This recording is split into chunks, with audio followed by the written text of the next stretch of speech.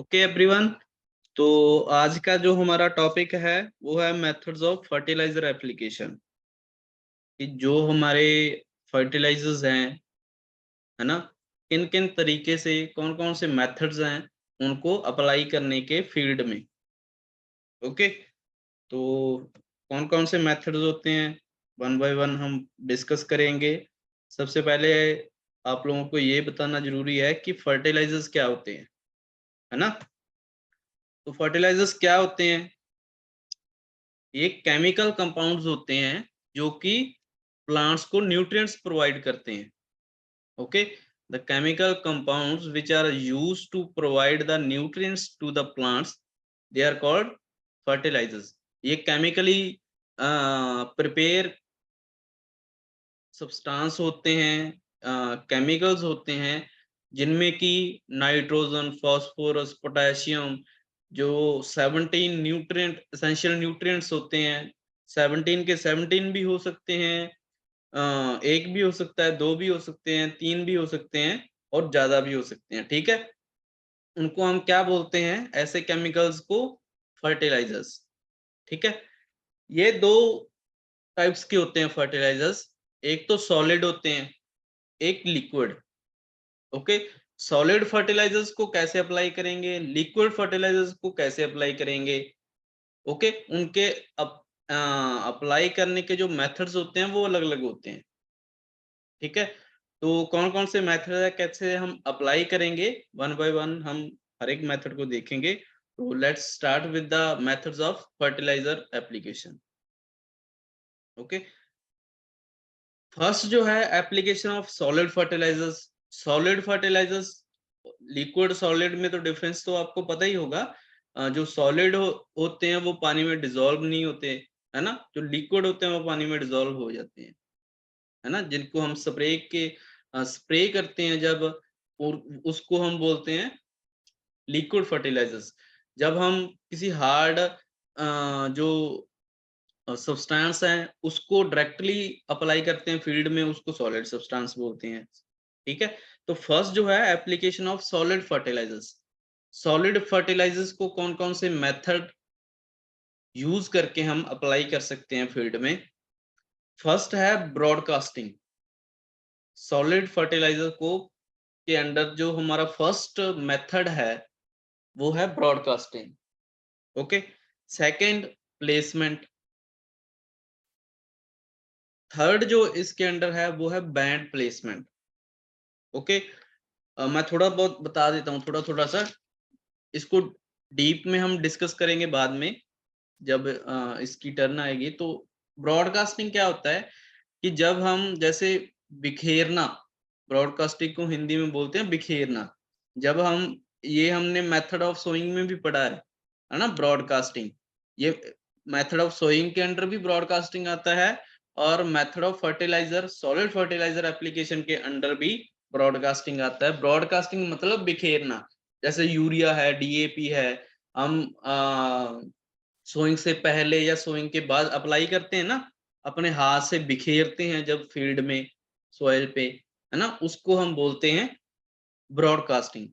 Placement क्या होता है? प्लेसमेंट होता है कि किसी चीज को हम कहीं रख दें, मतलब उसको हमने प्लेस कर दिया, एक जगह से उठाकर चाहे दूसरी जगह रख दिया, उसको हमने प्लेस कर दिया, है ना। तो फर्टिलाइजर्स की टर्म में इसको कैसे डिफाइन करेंगे कि प्लेसमेंट क्या होता है कि जब हम फर्टिलाइजर्स को थोड़ा सा इंटेंशनली प्लांट के पास, या अगर हमने सोइंग अभी जस्ट की है तो सीड के पास अगर हम उसको रखते हैं, जो हमारा सॉलिड फर्टिलाइजर है, तो उसको हम बोलते हैं प्लेसमेंट। ठीक है, तो नेक्स्ट है बैंड प्लेसमेंट। बैंड प्लेसमेंट क्या होता है? ये दो टाइप्स का होता है, हिल प्लेसमेंट और रो प्लेसमेंट।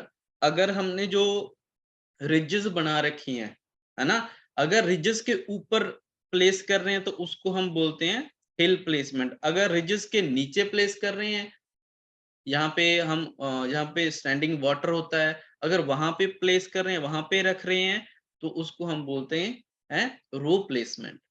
ओके, तो ये एक ओवरव्यू मैंने आपको दे दिया इसका। नेक्स्ट जो फोर्थ एप्लीकेशन है, फोर्थ मेथड जो है सॉलिड फर्टिलाइजर्स के अंडर, सॉलिड एप्लीकेशन जब हम अप्लाई करते हैं, फोर्थ है pellet application. Pellet application, pellet को हिंदी में हम बोलते हैं गोलियां। जब हम फर्टिलाइजर्स को सॉइल के साथ मिक्स करके अपने फील्ड में रखते हैं, मिक्स करके उसकी गोलियां बनाते हैं, फिर गोले बनाते हैं, है ना? गोले बनाकर जब हम रखते हैं वहां पे फील्ड में, तो उस एप्लीकेशन को क्या बोला जाता है? Pellet application. सेकंड जो मेथड है, फर्स्ट हमने सॉलिड फर्टिलाइजर कैसे अप्लाई करना है फील्ड में, उसके 4 मेथड हमने डिस्कस कर लिए, है ना? Broadcasting, placement, band placement, pellet application, 4 methods हैं इनके अंडर। वन बाय वन हम हर एक मेथड को डिस्कस करेंगे डिटेल में। ओके, एक बार देख लेते हैं ओवरव्यू, रोड मैप देख लेते हैं कि कैसे कैसे हमने जो है अपने जो इस लेक्चर को समझना है। ओके, सॉलिड फर्टिलाइजर कैसे अप्लाई करने हैं वो मैंने आपको बता दिया, 4 मेथड्स हैं। Now the time is to liquid fertilisers कैसे अप्लाई करने हैं। ओके, इसके कौन कौन से मेथड्स होते हैं? तो फर्स्ट इसका मेथड है स्टार्टर सोल्यूशन। स्टार्टर सॉल्यूशन क्या होता है कि जब हम कोई न्यूट्रिएंट का सॉल्यूशन बनाकर स्टार्टिंग के टाइम ही सॉइल में अप्लाई करते हैं। स्टार्टिंग के टाइम जब सीडलिंग स्टेज पे होते हैं प्लांट, जब प्लांट मतलब विद इन 1 वीक और 10 डेज के बीच जो प्लांट होता है उसको हम सीडलिंग बोलते हैं। जब हमारी क्रॉप सीडलिंग स्टेज पे है, ओके, अगर एग्जांपल की बात करूं मैं, तो जैसे हमने नर्सरी प्रिपेयर की है, 20-25 दिन की नर्सरी प्रिपेयर की होती है ना, तो 20-25 दिन तक भी हम बोल सकते हैं कि ये सीडलिंग स्टेज पे है। ओके, ट्रांसप्लांट करने से पहले जो हमारी नर्सरी है, उसको, उस स्टेज को हम सीडलिंग स्टेज बोलते हैं। ओके, तो नर्सरी को जो भी हम फर्टिलाइजर अप्लाई करते हैं उसको हम स्टार्टर सॉल्यूशन बोल सकते हैं। स्टार्टर सॉल्यूशन मतलब कि अभी जो प्लांट एस्टैब्लिश होना स्टार्ट ही हुआ है, अभी अपनी जो सीडलिंग स्टेज पे है, ओके, तो तब अगर हम न्यूट्रिएंट्स अप्लाई कर रहे हैं सॉल्यूशन बनाकर, तो उसको हम बोलते हैं स्टार्टर सॉल्यूशन। सेकंड जो इसका मेथड है वो है फॉलियर एप्लीकेशन। फॉलियर एप्लीकेशन जब हम स्प्रे करते हैं, है ना? हम स्प्रे चाहे जो मैन ड्रोन हमारी टंकी होती है उससे कर रहे हैं, या ट्रैक्टर ड्रोन जो टंकी बनाई जाती है उससे कर रहे हैं, किसी से कर रहे हैं, जो पाइप होती है ना जिसमें पंप सिस्टम होता है, अगर वैसे स्प्रे कर रहे हैं तो उसको हम बोलते हैं फॉलियर एप्लीकेशन। ओके, थर्ड जो इसके अंडर टाइप है वो है फर्टिगेशन। फर्टिगेशन क्या होता है कि जब हम इरिगेशन दे रहे हैं अपनी क्रॉप को, ओके, हमने जो अपना मेन वाटर चैनल है वहां से जो मेन वाल ओपन कर रखा है और वहां से सारे फील्ड को पानी जा रहा है एक पॉइंट से, तो क्या करते हैं कि पूरे फील्ड में जाकर हम फर्टिलाइजर अप्लाई करने से बेस्ट वे ये है कि हम जहां से जो स्टार्टिंग से पानी जा रहा है वहां पे हमारा फर्टिलाइजर उसको मिक्स कर देंगे। ओके, जैसे जैसे पानी जहां जहां पहुंचेगा उसके साथ साथ हमारा जो फर्टिलाइजर भी है वो भी पहुंच जाएगा। ठीक है, तो ये भी एक इम्पोर्टेंट मेथड है, बहुत सारे फार्मर्स जो है ये मेथड फॉलो करते हैं, है ना? तो ये थर्ड मेथड है हमारा एप्लीकेशन थ्रू इरिगेशन वाटर। जब हम इरिगेशन वाटर के थ्रू एप्लीकेशन देते हैं तो उसके लिए स्पेसिफिक टर्म जो है वो है फर्टिगेशन। ओके, फोर्थ इसके अंडर है इंजेक्शन इनटू सॉइल। जब हम फर्टिलाइजर सॉल्यूशन को इंजेक्ट करते हैं सॉइल में, उसको बोलते हैं इंजेक्शन इनटू सॉइल। ये किस मेथड में पॉसिबल हो सकता है? ये ड्रिप इरिगेशन में पॉसिबल हो सकता है ना? क्योंकि ड्रिप इरिगेशन में हम क्या कर सकते हैं, पानी के साथ हमारा जो केमिकल है उसको मिक्स कर सकते हैं, है ना? जैसे जैसे पानी सॉइल में रूट्स के पास जाएगा, प्लांट्स की, तो पानी के साथ ही वो सॉल्यूशन मिक्स है ना, तो पानी के साथ वो प्लांट्स तक इजीली पहुंच सकता है ना। लास्ट जो इसके अंडर है वो है एरियल एप्लीकेशन। एरियल एप्लीकेशन भी जब हम स्प्रे करते हैं, है ना, प्लांट्स के ऊपर, उसको भी एरियल एप्लीकेशन बोला जाता है। लेकिन यहाँ पे फॉलियर और एरियल एप्लीकेशन में डिफरेंस क्या है? फॉलियर एप्लीकेशन वो होती है जब हम जमीन पे खड़े हैं, है ना, मतलब हम जमीन से एयर में पहले सस्पेंड करेंगे हमारा जो मिक्सचर है, जो हमारा सॉल्यूशन है, और बाद में वो ग्रेविटी फ्लो के वजह से नीचे आएगा, है ना, मतलब हम जमीन पे हैं। लेकिन जब हम एरियल एप्लीकेशन की बात करते हैं, तो जो अगर हम किसी एयरक्राफ्ट की हेल्प से अप्लाई कर रहे हैं, है ना, एयरक्राफ्ट जो छोटे-छोटे जहाज होते हैं, या ड्रोन सिस्टम से अगर हम अप्लाई कर रहे हैं, तो उसको हम एरियल एप्लीकेशन बोलते हैं, है ना। तो ये माइनर सा डिफरेंस है फॉलियर एप्लीकेशन में और एरियल एप्लीकेशन में। ओके, जल्दी-जल्दी आप लोगों को ये डिफरेंस जो है पता नहीं चलता। वैसे सेम ही है, स्प्रेइंग करते हैं, लेकिन फॉलियर एप्लीकेशन जो अ, जब हम अपने पंप सिस्टम से अप्लाई करते हैं, है ना, एरियल जब ड्रोन के थ्रू या एयरक्राफ्ट के थ्रू हम अप्लाई करते हैं फर्टिलाइजर्स को, उसको हम एरियल एप्लीकेशन बोलते हैं। ओके, तो ये सारे हमारे पास मेथड्स हैं। इन मेथड्स को हम डिस्कस करने जा रहे हैं वन बाय वन। हम इन मेथड्स को, पहले हम सॉलिड फर्टिलाइजर्स के मेथड को डिस्कस करेंगे, बाद में हम लिक्विड फर्टिलाइजर्स जो हैं उनके मेथड्स को डिस्कस करेंगे।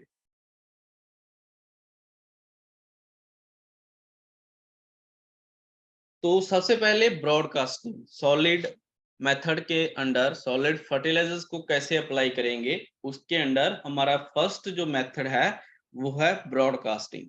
ब्रॉडकास्टिंग मैंने आपको बताया है कि जब हम बिखेरते हैं अपने हाथ से, we can use any implement, implements भी बहुत यूज होते हैं इसमें, काम को जल्दी फिनिश करने के लिए। अदरवाइज हम अपने हाथ से भी कर सकते हैं। ओके, उसको हम बोलते हैं broadcasting. It refers to spreading fertiliser uniformly all over the field.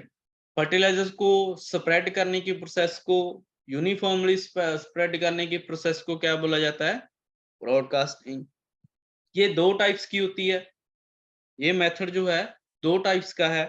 First, basal application. Okay, basal application क्या होता है कि क्रॉप को सोइंग करने से पहले या सोइंग के जस्ट बाद अगर हम अप्लाई कर रहे हैं मेथड, अगर हम ब्रॉडकास्ट कर रहे हैं अपना फर्टिलाइजर, उसको बेसल एप्लीकेशन बोलते हैं। मतलब at the time of base, base मतलब जब 0 पॉइंट पे है, जब ग्रोथ स्टार्ट नहीं हुई है, तब अगर हम अप्लाई कर रहे हैं, है ना। The main objective of broadcasting the fertiliser at sowing time are to uniformly distribute the fertilizer over the entire field and to mix it with the soil। जो मेन इसका ऑब्जेक्टिव ये है कि जो अभी प्लांट ने अपनी ग्रोथ जो है स्टार्ट करनी है ना, तो ग्रोथ को स्टार्ट करने के लिए जो प्लांट्स को न्यूट्रिएंट्स चाहिए होते हैं ताकि वो अच्छे से ग्रो कर सके।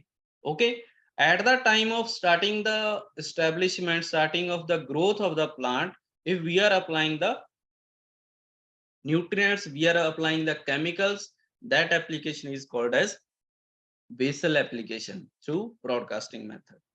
ओके, तो स्टार्टिंग के टाइम अगर हम अप्लाई कर रहे हैं ब्रॉडकास्टिंग मेथड के थ्रू फर्टिलाइजर प्लांट्स को, तो उसको हम बेसल एप्लीकेशन बोलते हैं। ये ब्रॉडकास्टिंग के अंडर आता है।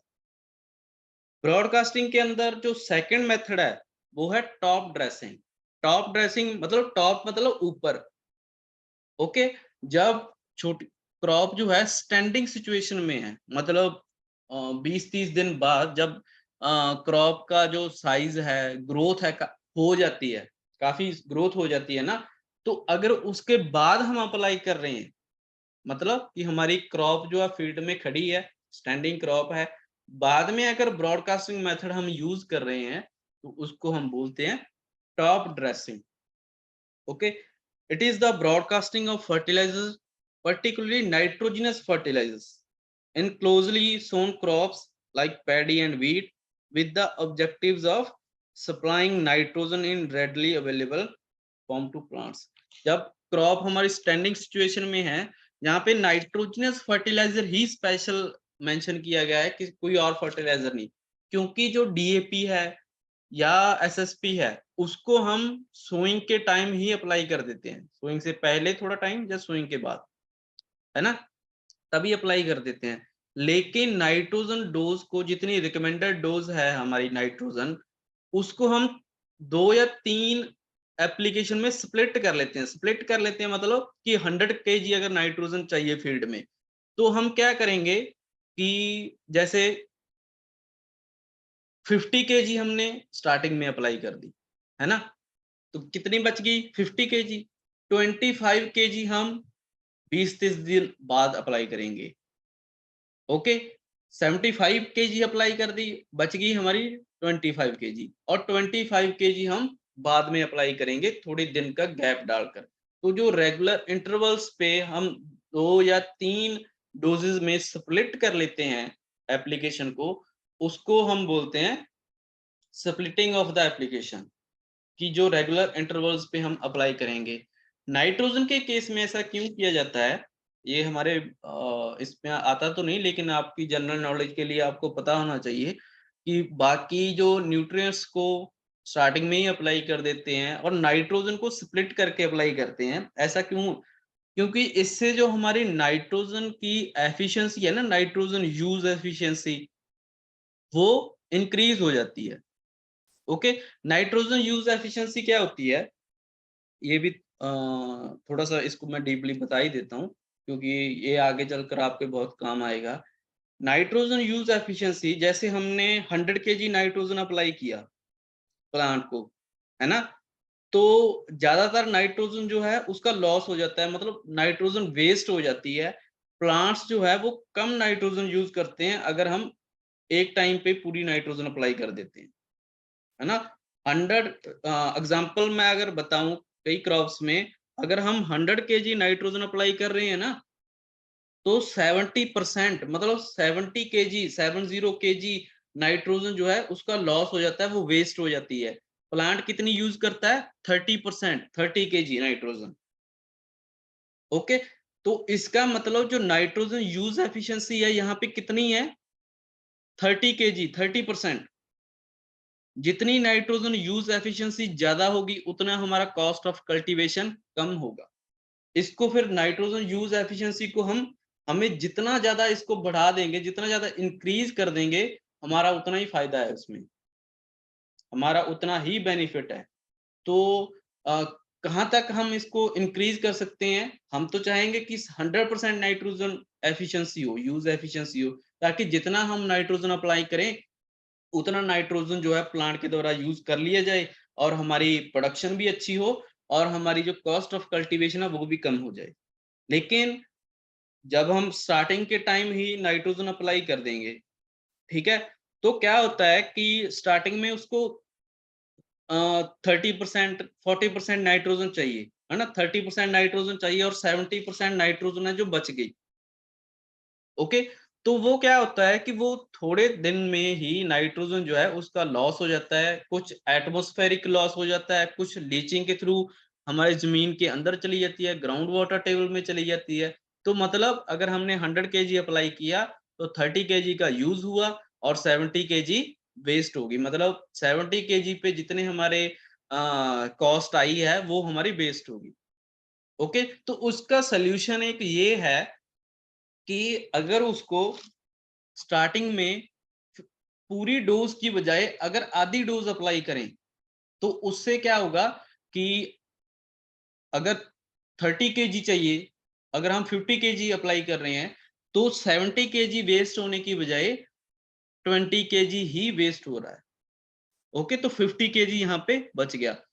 अब बाद में क्या होता है, जब प्लांट को जरूरत पड़ेगी नाइट्रोजन की, है ना, फर्स्ट इरिगेशन के टाइम या उसके भी बाद 35 डेज के टाइम, अगर वीट क्रॉप है तो तब हम 25% नाइट्रोजन अप्लाई कर सकते हैं, जिससे कि हम जब प्लांट को जरूरत है, जब प्लांट अब्सॉर्ब करने की कैपेसिटी है प्लांट में, अगर हम तब नाइट्रोजन अप्लाई कर रहे हैं तो नाइट्रोजन यूज एफिशिएंसी जो है डेफिनेटली इंक्रीज हो सकती है।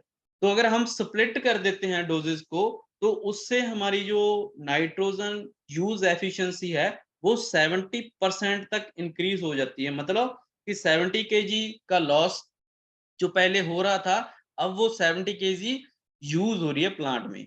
लॉस अभी भी हो रहा है, ओके, लेकिन पहले जो 70 केजी था अब 30 केजी है, ओके। कई मेथड्स ऐसे आ रहे हैं, नए नए तरीके, जिससे कि ये 30% को भी कम किया जा सके, लेकिन फिलहाल यही है कि 30 केजी जो हमारा वेस्ट हो रहा है, पहले 70 केजी वेस्ट हो रहा था, ओके। तो नाइट्रोजन के केस में इसलिए किया जाता है कि स्टार्टिंग में हम पूरी की पूरी डोज अप्लाई नहीं करते, स्टार्टिंग में हम आधी डोज अप्लाई करते हैं, उसका 1/3 फिर बाद में, 1/3 फिर बाद में, ओके। तो 3 डोजेस जो हैं हम अप्लाई करते हैं नाइट्रोजन, ओके। तो ये था हमारा ब्रॉडकास्टिंग के अंदर दोनों मेथड हमने डिस्कस किए। जब हम सोइंग के टाइम ब्रॉडकास्ट करेंगे अपने फर्टिलाइजर को, तो उसको हम बेसल एप्लीकेशन बोलते हैं। जब हम स्टैंडिंग क्रॉप में मतलब 20-25 दिन, 30 दिन, 50 दिन उसके बाद अगर हम नाइट्रोजन अप्लाई कर रहे हैं या कोई भी फर्टिलाइजर ब्रॉडकास्टिंग के थ्रू, तो उसको हम टॉप ड्रेसिंग बोलते हैं, ओके, गॉट इट। नेक्स्ट जो एडवांटेज क्या होंगे, ओके, इसके एडवांटेजेस जो हैं वो क्या होंगे। This method is easy, less time taking, cheap and more convenient to the farmers. ये मेथड जो है, एक तो चीप है, चीप मतलब कि इसमें कोई इम्प्लीमेंट की जरूरत नहीं पड़ती, अपने हाथ से ही हम जो अप्लाई कर सकते हैं, है ना। ये इफेक्टिव भी है, ओके। बाकी when the crop have a dense stand, जब क्रॉप हमारी ज्यादा नंबर ऑफ प्लांट्स होते हैं पर यूनिट एरिया में, मतलब ज्यादा प्लांट्स हैं हमारे पास, डेंस है, उसके बीच स्पेसिंग कम है, कोई इम्प्लीमेंट अब यूज नहीं कर सकते, ट्रैक्टर को हम फील्ड में नहीं अप्लाई मतलब रन कर सकते, तो उस केस में ये मेथड जो है बहुत इंपॉर्टेंट है, इफेक्टिव मेथड है ये। when the plant roots absorb nutrient from the whole volume of soil, मतलब ब्रॉडकास्टिंग से क्या होता है कि बाकी मेथड के कंपैरेटिव इसको हम कंट्रोल नहीं कर सकते कि कहाँ पे हमने अप्लाई करना है। अगर हम ब्रॉडकास्ट कर रहे हैं तो पूरे फील्ड में हो जाता है ना। अगर जो नंबर ऑफ प्लांट्स ज्यादा हैं और अगर फील्ड में कहीं और हमारा जो फर्टिलाइजर पड़ा है पूरे फील्ड में, अगर नंबर ऑफ प्लांट्स ज्यादा है तो ये वहां से भी अब्सॉर्ब कर सकते हैं, है ना। तो उस केस में भी ये इफेक्टिव मेथड है। व्हेन सॉइल फर्टिलिटी रिच, जब सॉइल की फर्टिलिटी ज्यादा होती है तो उससे क्या होता है कि ये वो अपने आप कवर कर लेती है इसकी न्यूट्रिएंट कैपेसिटी को। When using a large amount of material, अगर हम ज्यादा मटेरियल यूज कर रहे हैं तो उस केस में भी ब्रॉडकास्टिंग मेथड जो है वो इफेक्टिव होता है, okay. When using potassic fertilisers on light soil, अगर हम पोटेशियम अप्लाई कर रहे हैं लाइट सोइल में, तो वहां भी हम अगर ब्रॉडकास्टिंग मेथड का यूज करते हैं तो वो ज्यादा इफेक्टिव होता है। डिसएडवांटेज क्या होंगे, the main disadvantage of the fertilisers through broadcasting, first जो है, nutrients cannot be fully utilized by the plant's roots as they move laterally over long distance। जो nutrients होते हैं ना, इसमें लॉस होता है ज्यादा। क्यों? क्योंकि पर्टिकुलर प्लांट को कंसीडर करके हम इसमें एप्लीकेशन नहीं दे रहे, है ना। हम तो पूरे फील्ड में अप्लाई कर रहे हैं, चाहे वो प्लांट के पास में गिरे फर्टिलाइजर हमारा या प्लांट से दूर। अगर प्लांट से दूर है तो वो ऑब्जर्व कर ही नहीं सकता, है ना। तो उससे उस केस में हमारा जो फर्टिलाइजर का लॉस है वो ज्यादा होता है। सेकंड, द वीड ग्रोथ है स्टिमुलेटेड, जो वीड्स होते हैं, जो खरपतवार होते हैं, जो नदीम होते हैं, वो ज्यादा होते हैं। क्यों? क्योंकि फर्टिलाइजर जो है सारे फील्ड में हमने अप्लाई किया है, अगर वहां पे वीड प्लांट है तो उसकी ग्रोथ भी अच्छी होगी, क्योंकि उसको भी हमने अप्लाई कर दिया फर्टिलाइजर, ओके। थर्ड, जो nutrients are fixed in the soil as they come in contact with a large mass of soil. जो न्यूट्रिएंट्स होते हैं वो सॉइल के साथ मिक्स हो जाते हैं, जिससे कि अगर सॉइल के साथ अगर उसका लॉस मिक्स हो रहे हैं और प्लांट अब्सॉर्ब नहीं कर रहे, तो उससे उसमें केमिकल्स होते हैं, और केमिकल्स क्या करते हैं, हमारी सॉइल की जो हेल्थ है उसको इफेक्ट करते हैं। ओके, तो अगर हम न्यूट्रिएंट सप्लाई कर रहे हैं, तो ये हमें कंफर्म करना पड़ेगा या कंफर्म करना चाहिए कि जो प्लांट है वो उसको ऑब्जर्व कर रहे हैं, ताकि जो रेजिडुअल इफेक्ट है न्यूट्रिएंट्स के वो कम से कम सॉइल पे अप्लाई हो, वो कम से कम सॉइल को इफेक्ट कर सके। सेकंड जो है वो है placement method. Okay, placement method क्या होता है? It refers to the placement of fertilisers in soil at a specific place और without reference to the position of the seed. Placement मैंने पहले बताया है आपको कि जब हम इंटेंशनली या तो सीड को ध्यान में रखकर सीड के पास इसको प्लेस करें फर्टिलाइजर को, या सीड से दूर प्लेस करें, ओके, तो उसको हम प्लेसमेंट मेथड बोलते हैं। अगर हमारे इंटेंशन में अगर हम कहीं अपना जो फर्टिलाइजर है वहां पे रख रहे हैं without considering the place of your position of the seed, उसको हम बोलेंगे placement method. Okay, placement of fertilizer is normally recommended when the quantity of fertilizer to apply is small, development of the root system is poor, soil have a low level of the fertility, and to apply phosphatic and potassic fertilizer। ये method कब recommend किया जाता है? जब हमारे पास कम जो amount of nutrient है, amount of fertiliser है वो कम है ना, कम अवेलेबिलिटी है न्यूट्रिएंट्स की, या फर्टिलिटी सॉइल की कम है, ओके, या जो प्लांट का रूट सिस्टम है वो कमजोर है, तो उस केस में ये मेथड रिकमेंड किया जाता है। ये थोड़ा सा कॉस्टली मेथड है, टाइम कंज्यूमिंग मेथड है, लेकिन इससे जो प्लांट को बेनिफिट्स मिलेंगे वो मतलब बहुत ज्यादा बेनिफिट मिलते हैं plant. The most common methods of placement: close hole placement, deep placement और localized placement। Okay, close hole placement क्या होता है? In this method fertilizers is placed at the bottom of the furrow in a continuous band during the process of plowing। Plough sole क्या होता है? प्लो क्या होता है? प्लो आप लोगों को पता होना चाहिए। प्लोइंग जब हम करते हैं ना, प्लो एक इम्प्लीमेंट होता है जिससे कि हम सॉइल के अंदर सोइंग कर सकते हैं। सॉइल को जो उसका अपर पोर्शन है उसको हम लूज कर सकते हैं। ओके, तो प्लो में जो सीड ड्रिल होती है, ऐसा ही एक प्लो होता है ना? तो उसमें हम फर्टिलाइजर्स को रखते हैं ताकि जो प्लो की हेल्प से हम सीड को जहाँ हम फर्टिलाइजर को प्लेस कर सकें सोयल में, ओके, फरो में प्लेस कर सकें, उसको हम प्रो सोल प्लेसमेंट बोलते हैं, अगर हम प्रो की हेल्प से प्लेसमेंट कर रहे हैं फर्टिलाइजर की। Every band is covered as the next furrow is turn. जो इसमें हर एक जो बैंड है वो कवर हो जाता है। ओके, हर एक बैंड इसमें कवर होता है प्लो सोल प्लेसमेंट से। नेक्स्ट जो है वो है डीप प्लेसमेंट। डीप प्लेसमेंट जैसा कि आपको नाम से ही पता चल रहा है, डीप मतलब अगर हम प्लेसमेंट जो है फर्टिलाइजर की वो जमीन के ज्यादा अंदर कर रहे हैं, नाइट्रोजनस फर्टिलाइजर में ज्यादा अक्सर ऐसा होता है, ओके, तो उसको हम डीप प्लेसमेंट बोलते हैं। It is the placement of ammoniacal nitrogenous fertilisers in the reduction zone of soil, particularly in paddy fields where ammonical nitrogen remains available to the crop। Reduction zone of soil क्या होता है? जहां से जो loss है nitrogenous fertiliser का कम होता है। क्यों? क्योंकि वहां पे जो ऑक्सीजनेट रिडक्शन करके ऑक्सीजन की हेल्प से नाइट्रोजन फर्टिलाइजर का लॉस हो जाता है। ओके, तो वहां पे ऑक्सीजन कम पहुंचेगी, जितनी कम ऑक्सीजन पहुंचती है उससे उसका लॉस उतना ही कम होगा।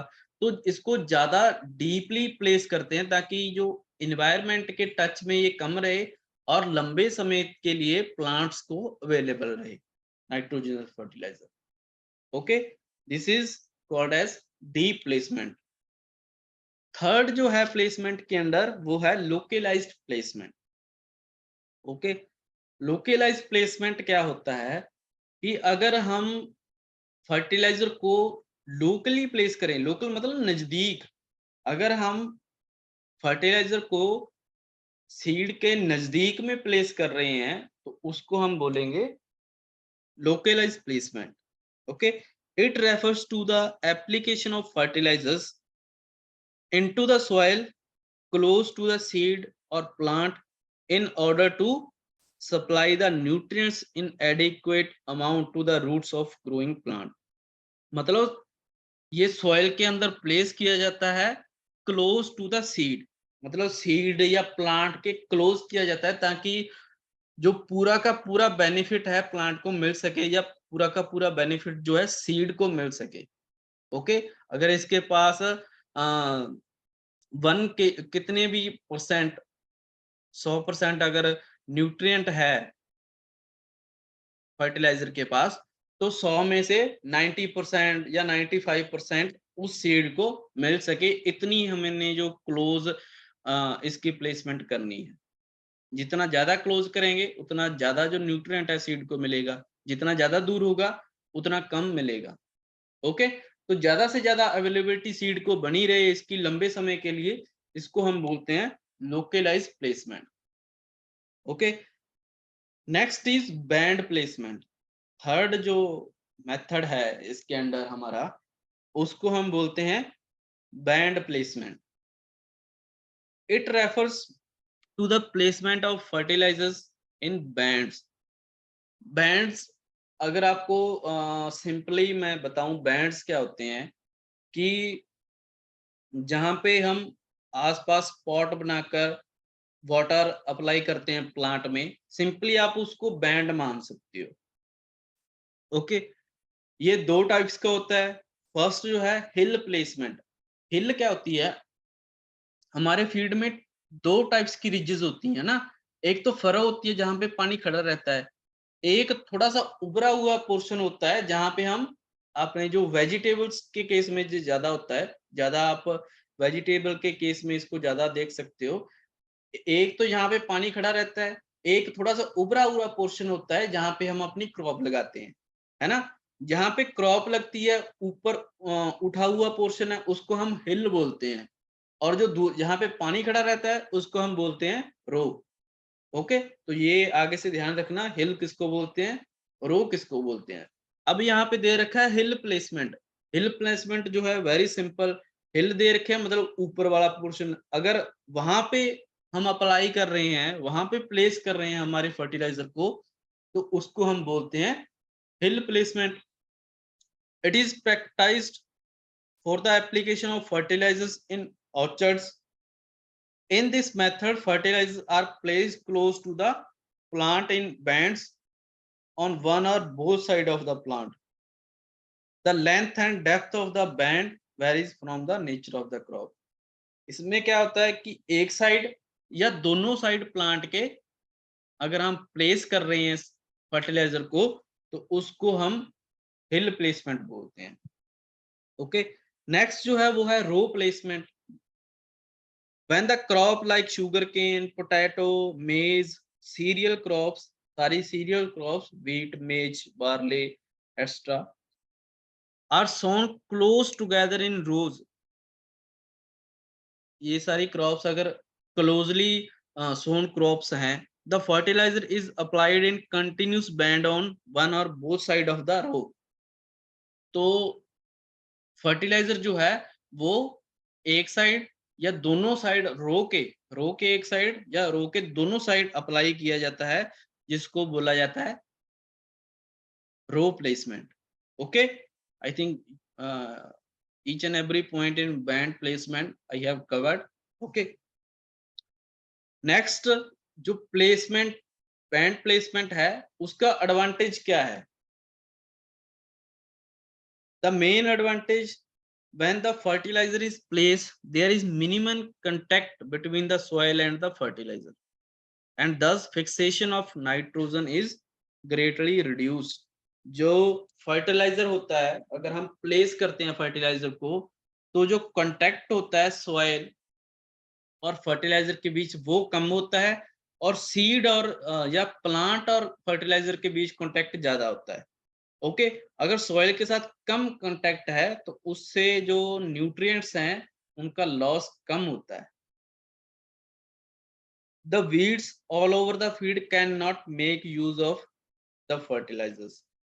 अगर, क्योंकि वीड्स अगर ग्रो करते हैं तो जहां पे आप लोगों ने देखा होगा फील्ड में, यहाँ पे हमारा प्लांट होता है, क्रॉप प्लांट होता है, जो मेन प्लांट है हमारा, वहां से थोड़ा सा दूर होता है। ऐसे नहीं कि प्लांट के बिल्कुल ही नजदीक हो, है ना? अगर प्लांट हमारा हिल्स रो पे लगा है तो दूसरा जो है वीड, जो खरपतवार है, वो रो में होगा।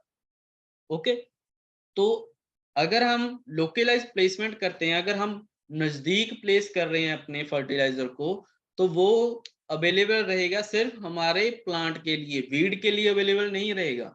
ओके, अगर वो वीड के लिए अवेलेबल नहीं है तो वीड की ग्रोथ डेफिनेटली कम होगी और हमारे प्लांट की ग्रोथ जो है वो अच्छी होगी। ओके, तो इस तरीके से जो कंपटीशन है वो भी कम हो जाता है वीड्स और क्रॉप के बीच। इसको क्रॉप वीड कंपटीशन बोलते हैं, वो भी कम हो जाता है। थर्ड जो है, residue response of fertiliser is usually higher. जो इसका रेजिड्यूल इफेक्ट होते हैं फर्टिलाइजर्स के, ओके, वो भी कम हो जाते हैं। वो कम कैसे होंगे? क्योंकि फर्टिलाइजर, जितना ज्यादा फर्टिलाइजर यूज हो जाएगा उसका जो रेजिडुअल इफेक्ट है वो उतना ही कम होगा। ओके, अगर फर्टिलाइजर कम यूज हो रहा है तो उसका रेजिडुअल इफेक्ट ज्यादा होगा। ओके, क्योंकि इसमें जो फर्टिलाइजर ज्यादा यूज हो रहा है तो इसलिए रेजिड्यू इफेक्ट जो है, उसके बाद वाले जो इफेक्ट है वो कम हो जाते हैं।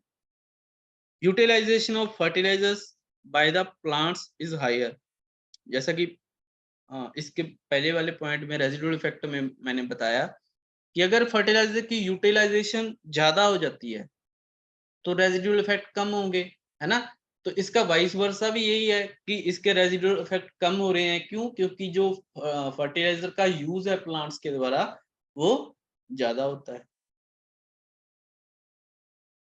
नेक्स्ट जो इसका एडवांटेज है वो है loss of nitrogen by leaching is reduced. Loss भी होगा क्योंकि कांटेक्ट कम है ना, कांटेक्ट सॉइल के साथ कम होता है, इसलिए जो लॉस होता है नाइट्रोजन का लीचिंग के थ्रू। लीचिंग क्या होता है कि जब नाइट्रोजन का लॉस जमीन के अंदर जाने से होगा, मतलब जमीन जो डाउनवर्ड मूवमेंट होती है वाटर की, उसके साथ हमारे नाइट्रोजन फर्टिलाइजर भी डाउनली मूव कर जाते हैं, जो कि अवेलेबल नहीं रहते प्लांट के लिए। तो उसको हम नाइट्रोजनस लॉस बोलते हैं थ्रू लीचिंग। तो लीचिंग के थ्रू नाइट्रोजन लॉस कम हो जाएंगे। नेक्स्ट जो है, being immobile phosphates are better utilised when placed. जब जो फॉस्फेटिक फर्टिलाइजर्स होते हैं ना, ये इमोबाइल होते हैं, मतलब एक जगह से दूसरी जगह मूव नहीं करते। ओके, तो जब एक जगह से दूसरी जगह मूव नहीं कर रहे तो हमने अप्लाई किया है बिल्कुल ही सीड के पास, यहाँ पे ये 100% अवेलेबल है सीड के लिए, तो सीड इसको यूज कर लेगा। तो चाहे ये एक जगह से दूसरी जगह ना भी जाए, इसकी जो यूज करने की कैपेसिटी है प्लांट्स की वो तो है ना। ओके, तो इसलिए इसका जो 100% यूज है वो हो सकता है अगर हम बैंड प्लेसमेंट का यूज करें, चाहे हिल प्लेसमेंट करें चाहे रो प्लेसमेंट करें। लास्ट जो हमारा फर्टिलाइजर है, एप्लीकेशन है सॉलिड फर्टिलाइजर के अंडर, वो है पेलेट एप्लीकेशन, जो गोलियां बनाकर हम एप्लीकेशन देते हैं, गोलियां बनाकर हम अप्लाई करते हैं फील्ड में। It refer to the placement of nitrogenous fertiliser. Nitrogenous fertiliser काफी इंपॉर्टेंट है। ओके, तो नाइट्रोजनस फर्टिलाइजर्स के केस में ये ज्यादा होता है। In form of pellet, pellet की फॉर्म में अगर हम अप्लाई कर रहे हैं तो उसको हम बोलते हैं pellet application. Okay, 2.5 to 5 centimetre ये डीप होते हैं। ओके, इसकी प्लेसमेंट 2.5 टू 5 सेंटीमीटर डीप की जाती है। ओके, इस क्रॉप में जो हमारी पैडी है, राइस के क्रॉप में ये एक इम्पोर्टेंट एप्लीकेशन है, क्योंकि राइस के क्रॉप में जो वाटर है वो स्टैंडिंग सिचुएशन में रहता है, 24 घंटे वाटर खड़ा रहता है वहां पे, है ना। तो जो इसकी प्लेसमेंट इसलिए थोड़ी सी नीचे की जाती है ताकि इसका लॉस कम हो सके, लीचिंग लॉस कम हो सके। ओके, इसलिए इसको पहले क्या करते हैं कि सॉइल के साथ जो हमारा नाइट्रोजनस फर्टिलाइजर उसको पहले सॉइल के साथ मिक्स कर देते हैं। ये 1:10 का रेशो के का यूज होता है, मतलब एक पोर्शन हमारा फर्टिलाइजर का और 10 पोर्शन सॉइल के लेके उसको आपस में मिक्स बना के थोड़े से गोले बना लिए जाते हैं, और बाद में 2.5 टू 5 सेंटीमीटर डीप इसको प्लेस कर दिया जाता है।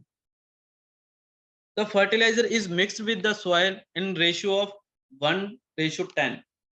मैंने अभी बताया कि एक पोर्शन, एक पार्ट हमारा फर्टिलाइजर का और 10 पार्ट जो हैं सोइल के, उसको लेकर आपस में मिक्स कर लिए जाते हैं और बाद में इसके गोले बना लिए जाते हैं। And made small pellet of convenient size to deposit in the mud of paddy field. और स्मॉल जो इसके गोले बना लिए जाते हैं और बाद में अप्लाई कर दिया जाता है फील्ड में। Okay, got it. तो यहाँ पे हमने जो है अपने सॉलिड फर्टिलाइजर्स जितने भी हैं उनको कैसे अप्लाई करना है फील्ड में, वो उसके सारे के सारे मेथड्स, 4 मेथड्स हैं, वो सारे के सारे मेथड्स यहाँ पे कवर कर लिए हैं।